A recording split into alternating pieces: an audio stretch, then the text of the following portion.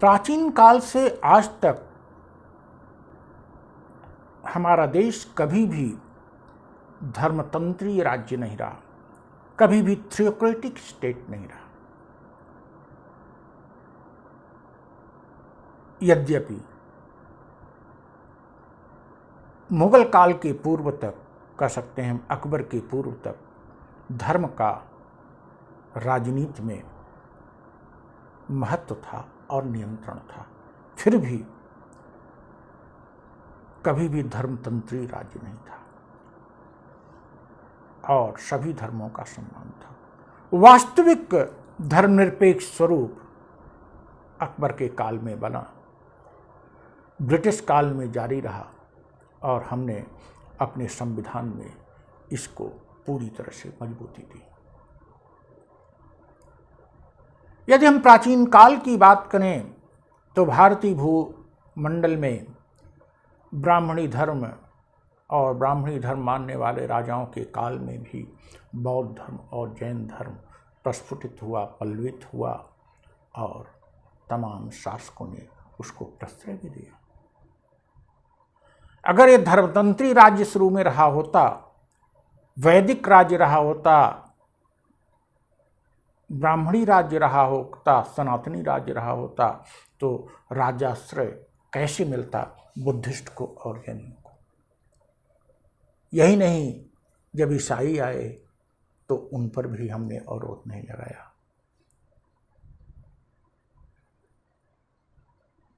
प्राचीन काल से गुप्त काल तक पूरी तरह से धर्म का प्रभुत्व और धर्म का नियंत्रण होने के बावजूद धर्मतंत्री राज्य की स्थापना का प्रयास नहीं किया गया। इवन गुप्त सम्राट जो पूरी तरह से वैष्णव धर्मावलंबी थे, शैव थे, आप कह सकते हैं ब्राह्मण धर्मावलंबी थे, उन्होंने भी कभी अपने धर्म को नहीं थोपा।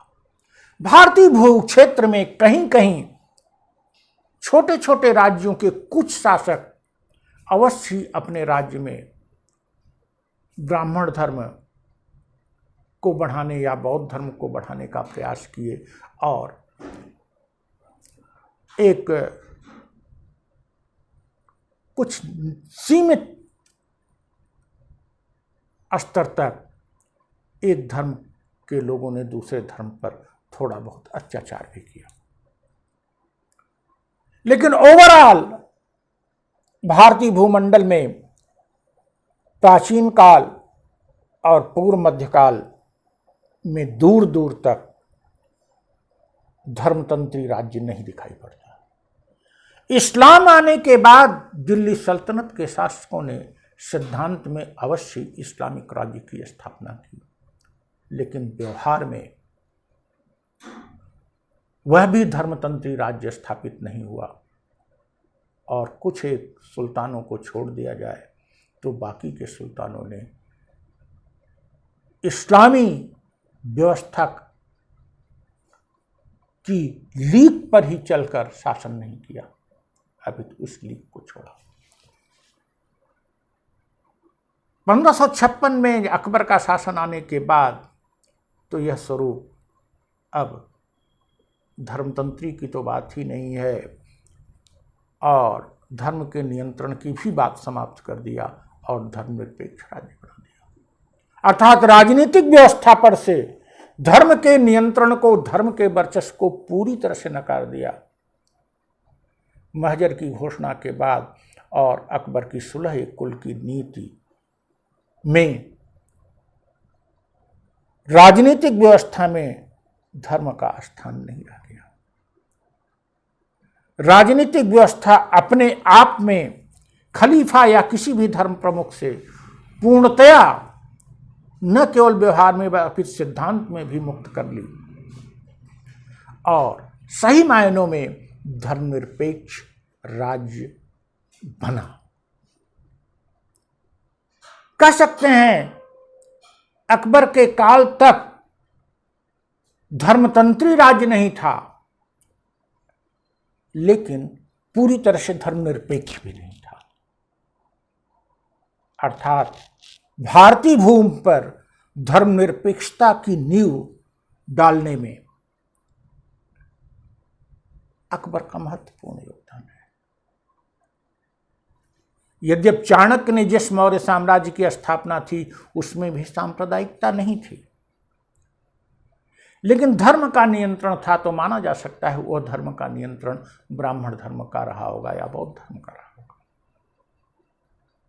लेकिन अब भारत की राजनीतिक व्यवस्था, और ऐसे समय में जब यूरोप में अभी पुनर्जागरण के पूर्व तक वहाँ के मध्यकाल में वहाँ का धर्म का वर्चस्व था, इधर इस्लाम मध्य एशिया पश्चिम एशिया में जो फैल रहा था, धर्म का महत्व पूरी तरह से था। ऐसे में अकबर ने भारत में धर्मनिरपेक्ष राज्य की स्थापना की, जो कि उसके उत्तराधिकारियों ने कमोबेश जारी किया, 2-1 बादशाहों को छोड़कर। यद्यपि उन बादशाहों ने धर्म का सहारा केवल अपने राजनीतिक स्वार्थ की पूर्ति के लिए किया, फिर भी उन्होंने धर्म का सहारा लिया और अकबर के धर्मनिरपेक्ष स्वरूप पर कालिख लगाई, खास करके औरंगजेब ने।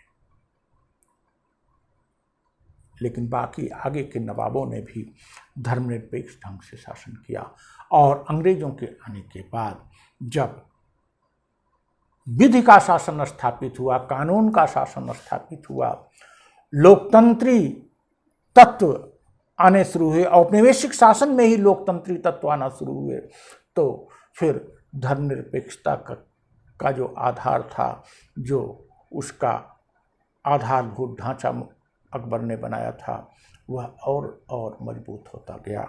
और हमारे संविधान निर्माताओं ने तो धर्मनिरपेक्षता को आधारभूत सिद्धांत के रूप में भारतीय संविधान में स्थान दिया।